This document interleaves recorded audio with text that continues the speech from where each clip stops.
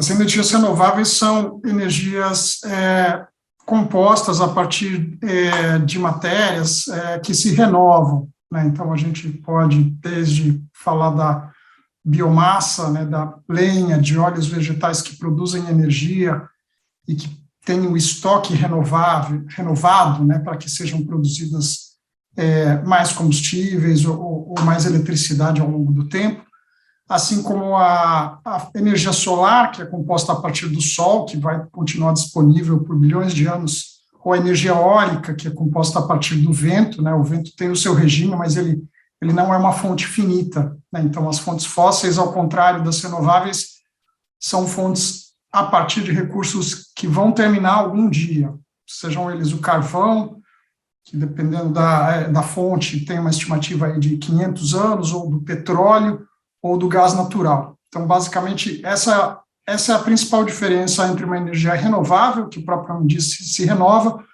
ou uma energia não renovável, onde a gente inclui as fósseis, ou seja, derivados de petróleo, óleo combustível, diesel, gás natural, carvão, e também a energia nuclear, que é obtida a partir de urânio, né, que é um combustível extraído e processado da Terra, mas que também tem a sua finitude.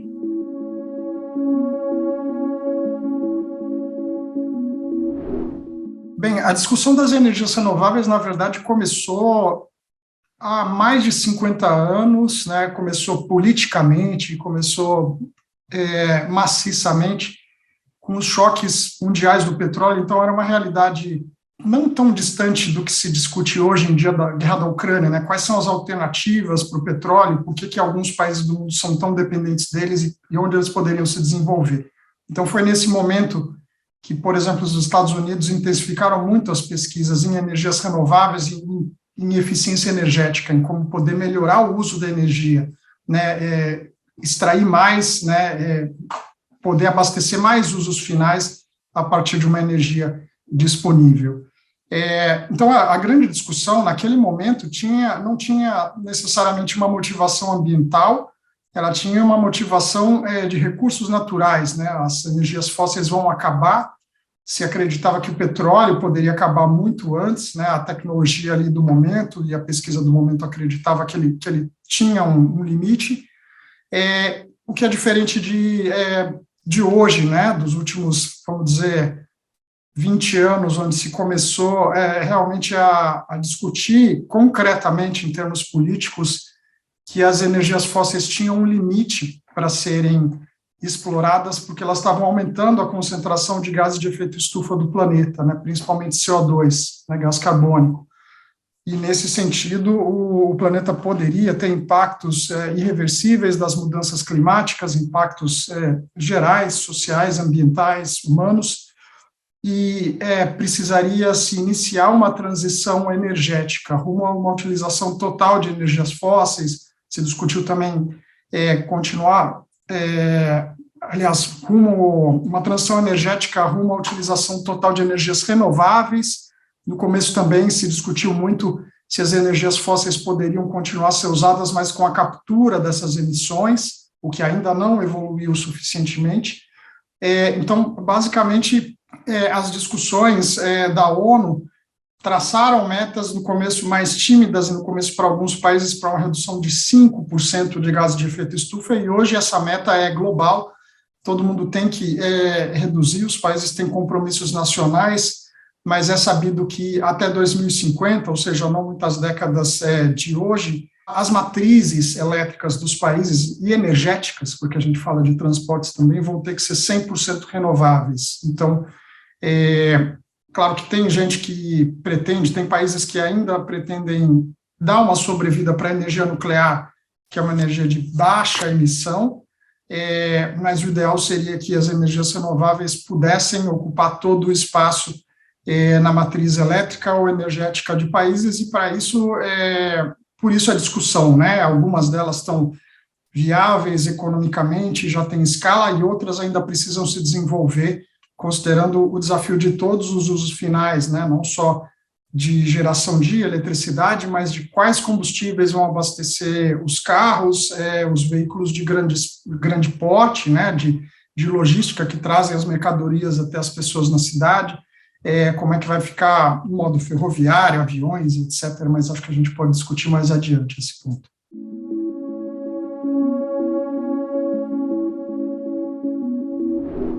Sem dúvida nenhuma, a transição é uma grande discussão que não tem, vamos dizer, não tem uma resposta, ela tem várias propostas. É justo dizer que o mundo está aprendendo enquanto está ainda iniciando essa transição. A gente sabe de países que anunciaram essa intenção, que anunciaram metas, mas quando você observa as matrizes, elas ainda têm uma proporção muito maior de energias fósseis do que energias renováveis. Então, uma questão é o que acontece com as energias fósseis, em que intervalo de tempo é planejada a retirada dessas energias e em que intervalo de tempo é viável colocar usinas renováveis de grande, de pequeno porte no lugar delas, né? Então, a gente está falando de anos, em alguns casos de uma década, em outros casos de mais de uma década. Então, parte desse movimento teve uma experiência prática com o desastre nuclear de Fukushima, onde o Japão e outros países resolveram deixar de usar a energia nuclear. Então, essa foi uma experiência de como substituir, num horizonte de tempo razoavelmente curto, 10 anos, por exemplo, um pouco mais, em alguns casos 20 anos, uma fonte de energia que tinha uma participação importante na matriz desses países. O que está em curso agora é a discussão do carvão, que é o maior emissor de gases de efeito estufa das fontes de eletricidade.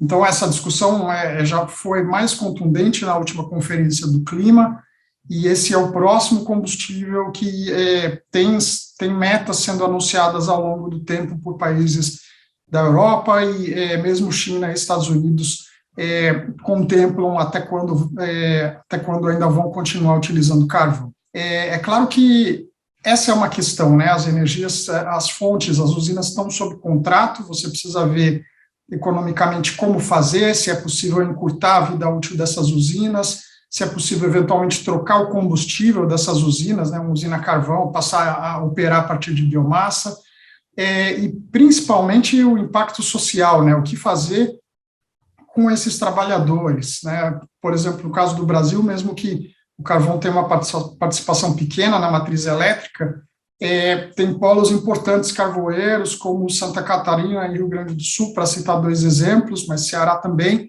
e é preciso pensar na transição desses trabalhadores, né? Então, existem exercícios e iniciativas políticas também fazendo essa consideração.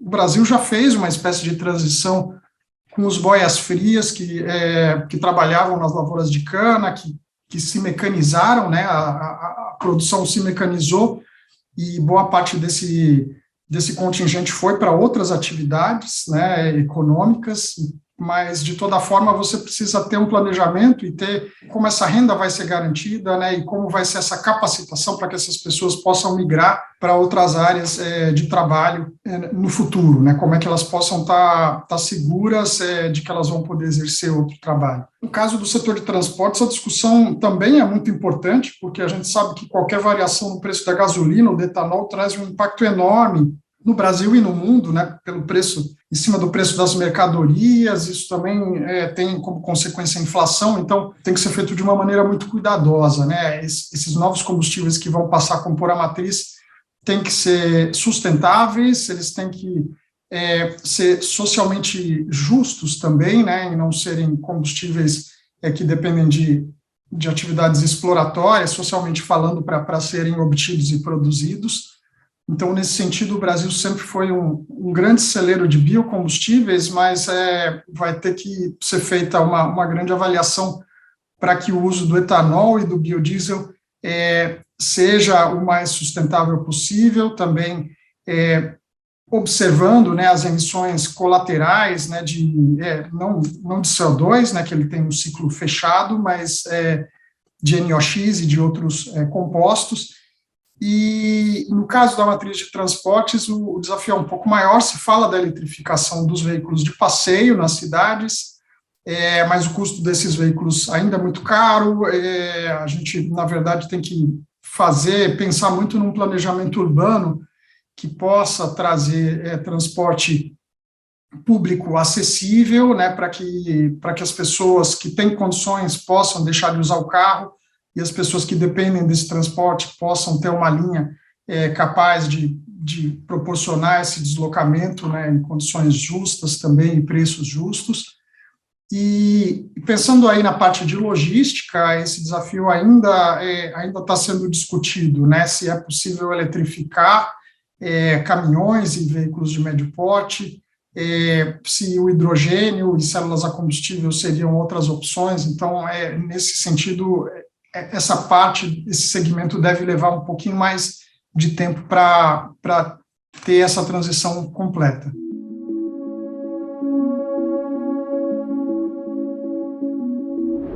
O Brasil tem um potencial invejável de todas as formas de energias renováveis, né, seja ela hidrelétrica, solar, eólica, energia dos oceanos ou energia a partir da biomassa. Então, o recurso natural ele está presente. Se a gente fosse fazer um cálculo, a energia hidrelétrica, por exemplo, poderia abastecer boa parte da demanda que o Brasil ainda vai precisar, não só que usa no momento, mas que ainda vai precisar. A energia eólica poderia abastecer algumas vezes a demanda que o Brasil necessita, isso considerando as eólicas em terra, mas também as eólicas no mar, que ainda nem começaram a ser implementadas, né, então tem um potencial maior ainda no mar do que em terra. E no caso da energia solar, o potencial poderia atender a muitas vezes que o Brasil precisa de energia. Então, uma área pequena de energia solar em termos de área brasileira seria capaz de atender a demanda brasileira de eletricidade. Então, em termos de recursos, tanto o Brasil quanto o mundo como um todo possui esses recursos. O Brasil tem uma vantagem de ser um território que tem o potencial de todos eles, diferente de outros países que têm áreas desérticas muito maiores e aí não tem a mesma condição para biocombustíveis, ou tem muito vento, mas tem menos sol. Então, o Brasil tem um equilíbrio de todos eles, mas o recurso natural não é o único fator e, na verdade, nem é o maior fator para a gente garantir que esse recurso, né, que a energia renovável vai virar eletricidade, né, ou combustível, no caso. Então, as políticas públicas são importantes, né, para viabilizarem uma energia que, a princípio, é cara, porque ela não tem escala, porque ela eventualmente está num estágio experimental. Felizmente, boa parte dessas renováveis já passaram dessa fase, então elas são economicamente viáveis e competitivas, não só a hidrelétrica, como era no passado, mas eólica e solar hoje. Então, já dando um aspecto muito positivo, a energia eólica e a solar são as duas formas de energia mais baratas da matriz elétrica hoje, mais barata do que hidrelétrica, muito mais barata do que gás natural, carvão ou qualquer outra opção, mas de fato tem alguns pontos de aprimoramento, né, como financiamento, no caso da energia solar de pequeno porte, para que as pessoas possam adquirir esses sistemas e produzir energia nos seus telhados e poder parcelar esses sistemas, porque o custo, sem dúvida nenhuma, não é barato, ele é viável para uma faixa populacional, mas não para toda a população ainda. No caso de energia eólica também, existem subsídios, né, descontos de diferentes tarifas, tanto subsídios federais quanto estaduais, para poder permitir a evolução desses mercados. É claro que esse subsídio, né, esse incentivo econômico, ele se paga, porque essas energias elas geram emprego e movimentam economicamente o país e os estados, então uma relação positiva, ao contrário do que se possa pensar, né? Então tem já entrando em outro ponto, mas a energia solar principalmente tem o potencial de gerar empregos que nenhuma outra fonte de energia tem, né? Muito mais do que o petróleo, por exemplo. Então são um pouco as condições gerais que têm que ser dadas para o uso dessa energia, né? No caso da energia solar, um ponto importante é o custo desse painel fotovoltaico valer a pena em comparação ao quanto a pessoa paga na conta de luz, né, para sua concessionária. E essa conta vale a pena em boa parte do Brasil, né? Então, se você parcelar o seu sistema fotovoltaico, ele vai te economizar dinheiro em relação a quanto você está pagando na conta de luz, especialmente no que a gente está vivendo desde o ano passado, de ter um valor adicional por causa do uso das termoelétricas em decorrência da crise hídrica, né? Então, quanto maior a conta de luz, mais viável fica de se instalar um sistema fotovoltaico em casa, ou no prédio, ou no comércio. Então, essas são mais ou menos as condições, né, para as energias renováveis se desenvolverem mais. E tem uma outra parte mais técnica que também é a regulação, né? Como é que essas energias entram, qual é a prioridade, vamos dizer, de despacho ou de operação dessas energias, porque tem horas do dia em que a gente tem energia solar, energia eólica, energia hidrelétrica e de biomassa, e você tem que sequenciar essas energias. Tem cenários que, de certa forma, são bons, né, onde a gente tem mais energia do que a demanda que o Brasil precisa naquele momento, naquela hora, e tem horas em que é o contrário. Então, um pouco dessas condições de operação e das condições também de regulação, que são todas as regras do setor elétrico, elas estão sempre em evolução para que o Brasil possa expandir o uso de energias renováveis ou outras modalidades mais novas, que eu não comentei antes, como sistemas híbridos, né? Um parque que é eólico e é solar ao mesmo tempo. Ele não funciona, ele não produz energia só quando está ventando, mas também quando está fazendo sol. Então, ele tem uma única subestação e ele pode escoar energia para o sistema numa maior parte do tempo. Isso vai ser uma resposta muito importante para endereçar o fato de que as energias renováveis não estão disponíveis 24 horas por dia, por exemplo.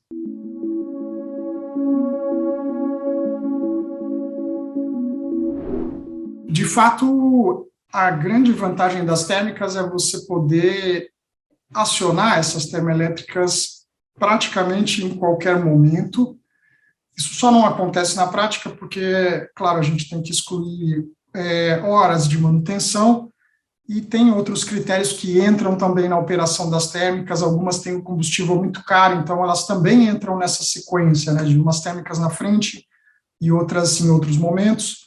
Tem térmicas que operam o tempo todo, como a nuclear, mas, sem dúvida, essa é a maior vantagem, você não depender de fenômenos naturais. Por outro lado, essa intermitência, ou seja, a capacidade das energias renováveis, né, a limitação das energias renováveis de não estarem gerando energia o tempo todo, de em alguns momentos pararem a operação, em outros momentos voltarem, ela é previsível, o que é positivo, né? Então, pelas medições das usinas solares e dos parques eólicos, dá para saber mais ou menos qual é o padrão de operação, né? Quando tem vento, quais são os melhores meses, quais são as melhores horas para o sol, porque o sol praticamente, né, gera energia todo dia, mesmo no tempo nublado.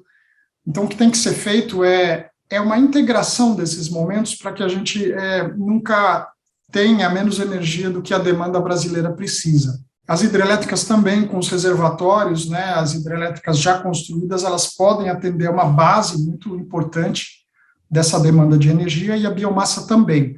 É claro que vão acontecer alguns momentos em que mesmo todas as renováveis somadas vão poder oferecer menos energia do que a demanda instantânea daquele momento. E, nesse momento, as térmicas têm um papel importante, né? Aí, nesse momento, não tem nenhuma outra alternativa e elas são essenciais para o sistema. A grande questão é quanto a gente valora, né, quanto a gente superestima essa intermitência. E no caso dos defensores das termoelétricas, é feita uma defesa um pouco exagerada de que as termoelétricas são essenciais o tempo todo para a matriz elétrica brasileira e num horizonte próximo de tempo, né, com um crescimento maior de eólica e solar, que ainda tem muito espaço, né, elas ocupam já os primeiros lugares da matriz, mas elas podem ter muito mais espaço para serem a primeira e a segunda fonte brasileira, ou, enfim, estar entre as três primeiras, junto com a hidrelétrica, e aí vai ser possível fazer uma real integração dessas fontes e usar as térmicas realmente só nos momentos estratégicos, tanto porque elas são combustíveis mais caros, quanto porque a gente precisa fazer essa lição de casa no sentido de usar o mínimo possível as térmicas por conta das emissões de gases de efeito estufa. Então, uma das grandes discussões do momento é qual o ideal de uso de termoelétricas e qual é o limite. Existe um limite para o uso de renováveis ou não? Então, essa discussão está totalmente aberta, existem pesquisas e estudos de ambos os lados, dando conta de que é possível, sim, expandir, continuar a expansão confortável de energias renováveis como solar e eólica, sem estabelecer um teto, né, e continuar pensando aí na descontinuidade das termoelétricas nos próximos 20 anos.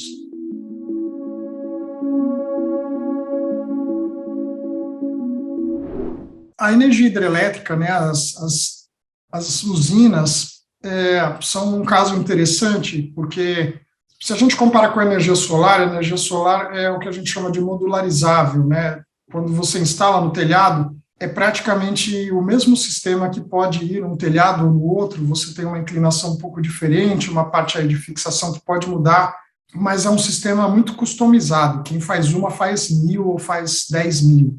Para as usinas solares também, né? É muito rápido fazer um parque solar.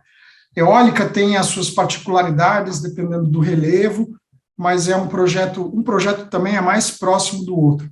E a gente não pode dizer o mesmo da energia hidrelétrica. Cada projeto é muito diferente do outro, porque os rios são diferentes. E com isso você tem características de projeto, mesmo a turbina possivelmente vai ser diferente de uma usina para outra, vai ter reservatório, não vai ter reservatório, como vai ser estudada, se é que vai ser estudada adequadamente, né, a fauna e a flora e as características do rio. Todas essas características vão dizer se o seu projeto pode ser sustentável ou não. O que a gente vê de experiência é que as grandes hidrelétricas tiveram grandes impactos no Brasil, não só as da Amazônia, mas historicamente desde Itaipu e as outras que foram construídas, um impacto social grande do deslocamento populacional, que vamos dizer que é um trauma, né? As pessoas migram, né, de onde elas estavam acostumadas a morar e vão ter que recomeçar sua vida nas cidades ou em outras áreas. Existe um impacto ambiental também, porque em muitos casos houve o alagamento de matéria orgânica, isso produz metano, que é muito mais prejudicial em termos de efeito estufa do que o CO2. Então, e impactos sobre os peixes, são impactos sobre a biodiversidade, muitos deles não conhecidos, porque os estudos não foram feitos da maneira completa e abrangente que deveriam ter sido. Isso foi levantado no caso de Tapajós, né, que terminou tendo o seu processo arquivado, mas que poderia ter tido impactos que aconteceram nas usinas do Madeira e que estão sendo vivenciados em Belo Monte também. Então, o que a gente pode dizer é que as hidrelétricas na Amazônia, que é uma região bastante sensível em termos sociais, né, com os territórios indígenas, em termos ambientais, invariavelmente vão incorrer em impactos ambientais, até em função do desmatamento indireto, né? Quando você constrói um grande empreendimento, você já gera um vetor novo, né, de desmatamento pela mão de obra que vai migrar em massa para esse local, e depois para toda a infraestrutura que vai passar a ser composta ao redor dessa usina, estradas, comércio, etc. Então, os impactos são múltiplos e o processo ambiental, o processo político ainda é muito limitado, né? Tanto na escuta aos povos que deveriam ser escutados, aos impactados, né, para realmente mostrar o projeto e fazer uma discussão aberta, né? Normalmente o projeto já está decidido, ele vai simplesmente ser informado para esses povos e essas populações, quanto, enfim, em relação às condicionantes ambientais que podem até ser estabelecidas no processo de licenciamento, mas elas vão ser resolvidas ou não ao longo do projeto.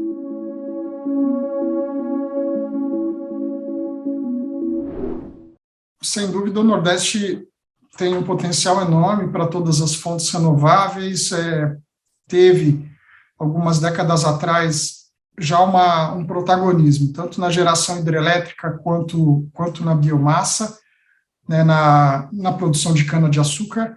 E é sabido, né, pelos mapas eólico e solar que a melhor área eólica fica no Nordeste, né? Então, o começo da exploração, da evolução da energia eólica aconteceu no Rio Grande do Sul, mas praticamente ao mesmo tempo em estados importantes do Nordeste, como o Rio Grande do Norte, que foi um expoente, Ceará, Bahia, entre outros, e a energia solar ela é mais, vamos dizer, democrática, ela está em evolução em todos os estados do Nordeste, dada a grande quantidade de recurso solar. Então, essas duas energias têm batido recorde no Nordeste, né? O Nordeste conta com os maiores parques solares, as maiores usinas solares do Brasil, e o movimento importante é que o Nordeste era um importador de energia, né? O Brasil tem um sistema interligado único, né? Das grandes economias do mundo, é a única que tem um sistema único. Nos Estados Unidos tem, por exemplo, 3 grandes sistemas,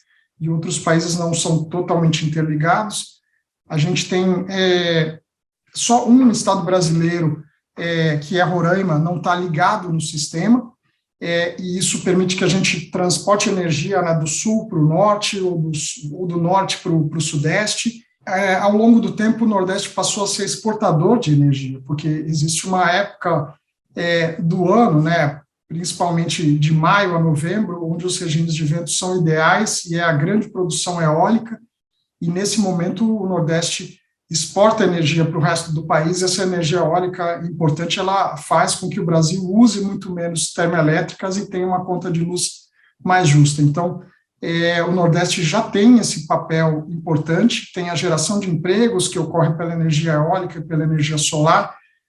Politicamente, os governadores do Nordeste estão unidos, né, governadores e políticos estão unidos em prol dessas energias e sabem dos benefícios sociais que elas podem trazer, e, sem dúvida nenhuma, o Nordeste pode crescer mais no uso dessas energias, e mesmo de outras energias experimentais, energia oceânica, ou explorar o excedente da geração eólica para a produção de hidrogênio, que a gente comentou que vai ser muito útil para o setor de transportes no Brasil e no mundo também. Esse hidrogênio vai poder ser exportado. Então, o Nordeste tem todas as ferramentas e todo o recurso para poder ter um desenvolvimento econômico, se for feito da maneira certa, sustentável também.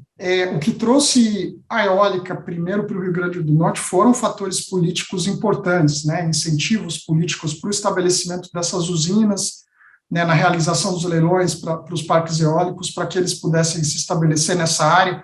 A legislação ambiental, né, vamos dizer, as regras eram diferentes de estado para estado, então os grandes empreendedores eólicos estavam sempre de olho nisso e indo procurando estabelecer os parques em um estado em relação a outro, né? A Bahia também foi outro que largou na frente. Hoje, provavelmente a grande potência de renováveis, se você puder somar eólica e solar, mas as condições elas são muito boas em todos os estados, né? Se a gente citar Piauí, tem os melhores níveis de radiação solar. Enfim, eu não excluiria nenhum estado nordestino. É claro que as condições de financiamento e as condições políticas para essas fontes, tanto de grande porte quanto de pequeno porte, na geração distribuída, têm as suas diferenças, mas todos eles têm potencial de poder estabelecer políticas públicas e dar as mesmas condições, né, de incentivo para que essas fontes estejam em todos os estados, e eu entendo que essa competitividade ela vai ser buscada, né, em cada estado também poder atrair esses recursos e não só ver os estados vizinhos tendo esse desenvolvimento.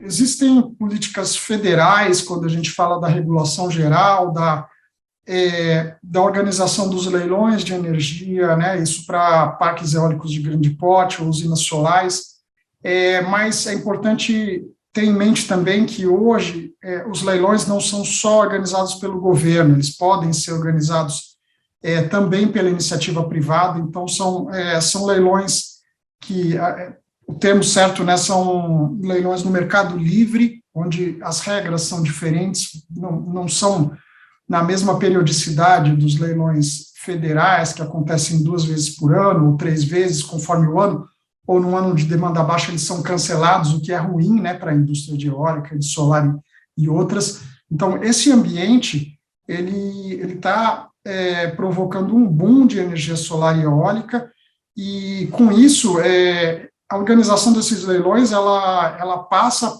pelos estados, né, o Piauí organizou alguns leilões para energia solar, outros estados também têm organizado, e a lição de casa que fica para esses estados é trabalhar a transmissão de energia para que isso não seja um outro gargalo, né? Não adianta só você construir inúmeras usinas e não ter como escoar essa energia para o sistema interligado. Então, essa parte da transmissão é outra que os empreendedores veem quando eles vão decidir para qual estado eles vão, e ela está constantemente sendo debatida, né, entre o operador do sistema, o governo federal e os governos estaduais, né, Minas, por exemplo, que é um outro potencial grande, né, Minas é o estado número 1 em energia solar distribuída, e está tentando resolver essa questão com o governo federal, na verdade, aí para parques de grande porte, né, de como ter esse escoamento correto da energia. Então, é um pouco esse conjunto aí de condições, e também isenções e subsídios, né, de tributos federais, né, ICMS, por exemplo, só para citar um deles.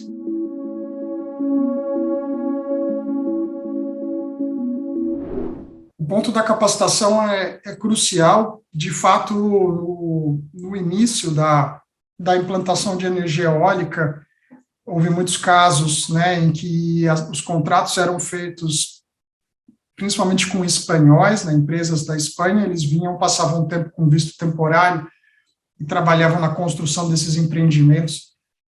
Tem um aspecto cultural importante, que hoje a energia eólica é uma realidade há mais de 10 anos, a energia solar há mais de 5 anos, né, participando concretamente da matriz, e não com 0, pouco, né, por cento de participação.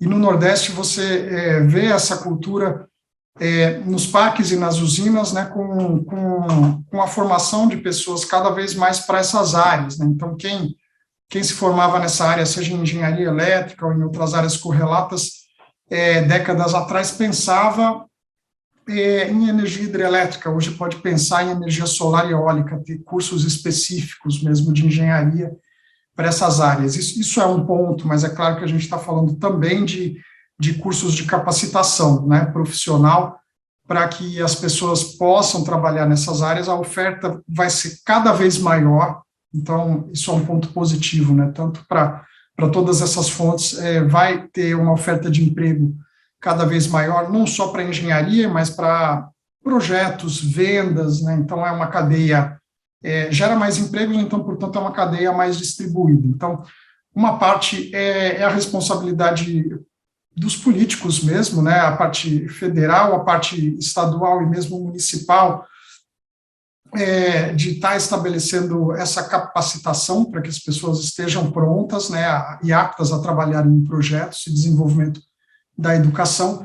E a outra parte também, como eu comentei, é a parte mais cultural e até uma reforma, né, dos currículos dessas áreas de energia, para que mais e mais profissionais possam pensar nessas fontes, em fontes limpas, e pensar, sobretudo, na transição energética, né, pensar em áreas profissionais voltadas ao clima, né, voltadas à mitigação de mudanças climáticas, tanto aí nas renováveis, quanto em políticas públicas, em outras áreas, para que a gente não perca mais tempo fazendo a discussão se a transição é necessária, ou se as mudanças climáticas estão acontecendo, mas que a gente possa realmente ter todo mundo trabalhando a favor disso.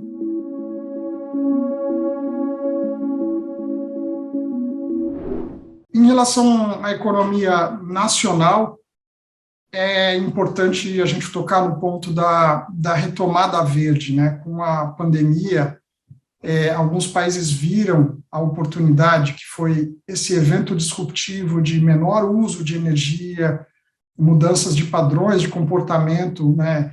Indústrias reduzindo a sua demanda, para tentar acelerar a transição rumo a energias renováveis, tentar antecipar, né? Da mesma forma que outro evento disruptivo foi o acidente de Fukushima, que em alguns países antecipou a transição de energia nuclear e reduziu a vida útil, né? Teve essa reabertura da discussão política.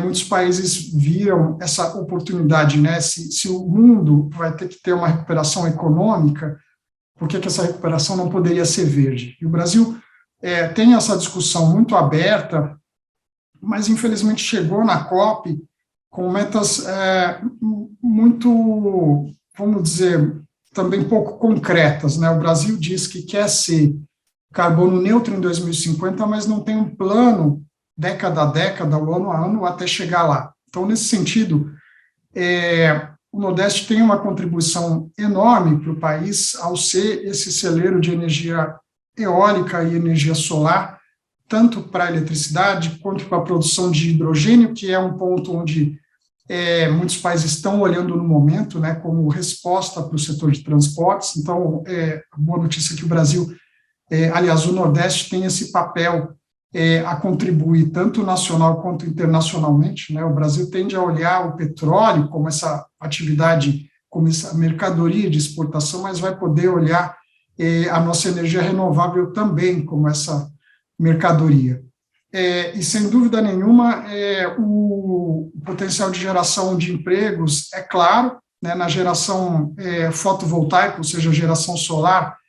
Os relatórios internacionais mostram que, dentre todas as energias, ela já é a energia que gera mais empregos no mundo. Para a mesma unidade de energia, a energia solar gera uma quantidade, em alguns casos, 2 ou 3 vezes maior do que outras fontes.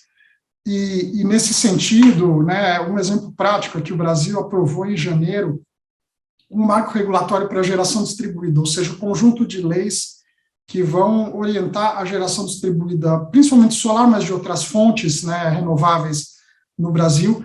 E é importante dizer que essa aprovação teve uma quase unanimidade no Congresso e no Senado. Então, foi feito esse convencimento com os parlamentares de que era uma atividade ambientalmente e socialmente importante, né? O Brasil precisa da energia solar para fazer a sua transição, e é uma energia de baixíssimo impacto ambiental e que pode ser instalada virtualmente em qualquer lugar. Então, nesse sentido, o Nordeste tem todas as condições para ter esse desenvolvimento econômico e para contribuir para o Brasil, né? Uma coisa, a gente fala a economia federal e outra a economia local, que poucas fontes podem proporcionar, né? Então, quando a gente fala de grandes empreendimentos hidrelétricos ou termoelétricos, o que acontece é que existe uma intensificação de mão de obra para a construção da usina, depois essa mão de obra vai embora e são alguns poucos funcionários para a operação dessa usina. No caso da cadeia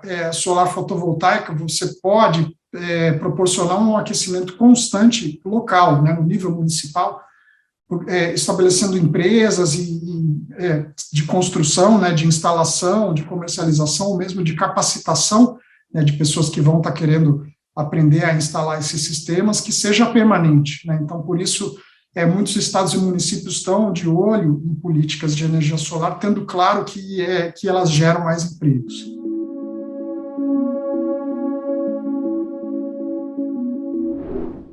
Falando sobre os perfis das fontes de energia, a gente tem alguns grandes grupos, né? Quando a gente fala da energia hidrelétrica, mesmo da energia eólica ou das termoelétricas, a produção de eletricidade ela passa necessariamente por uma turbina. Então, existe a queima de um combustível, seja ele o carvão, o óleo, ou mesmo a biomassa, né? Seja a lenha, seja o bagaço de cana.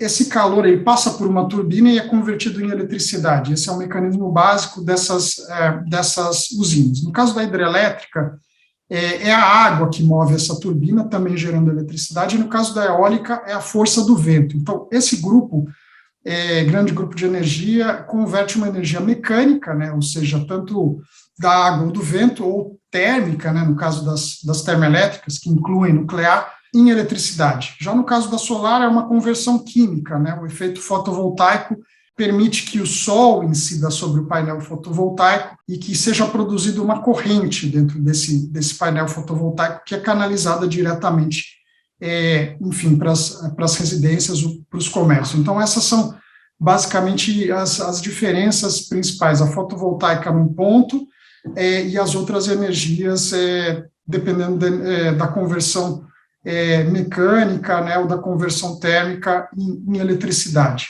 Tem ainda outros tipos de energia, como a energia do mar, né, que pode ser oceânica ou maremotriz, que também tem esse mesmo princípio da água, né? Então, seja a força da onda convertendo essa energia mecânica em eletricidade, ou no caso das marés, o gradiente das marés também podendo produzir essa eletricidade. E, por fim, uma outra forma de energia que não é disponível no Brasil para gerar eletricidade, mas sim calor, é a geotérmica, né? Então, o calor que vem do centro da Terra, dependendo da temperatura, ele pode ser explorado também, da mesma forma que o calor das termoelétricas, dos combustíveis das termoelétricas gera energia, esse calor também pode ser aproveitado numa turbina e convertido em eletricidade. E aí um ponto adicional também que eu tinha me esquecido, tem uma outra forma de energia solar que ainda não é empregada no Brasil, mas que é empregada na Austrália, na Espanha, em outras áreas desérticas, é a energia solar concentrada. Esse é aquele tipo de energia solar onde você tem uma disposição de vários espelhos ou de parabólicas no deserto, e a orientação desse sol num ponto único, ela vai aquecer um fluido, e esse fluido também, esse calor do fluido vai passar por uma turbina e gerar eletricidade. Então, a solar concentrada é um tipo de energia híbrida, dá para dizer que é uma termoelétrica renovável, mas e ao mesmo tempo solar, que tem potencial também no Nordeste, né, dadas as áreas semiáridas, mas ainda não tem projetos planejados ou em construção.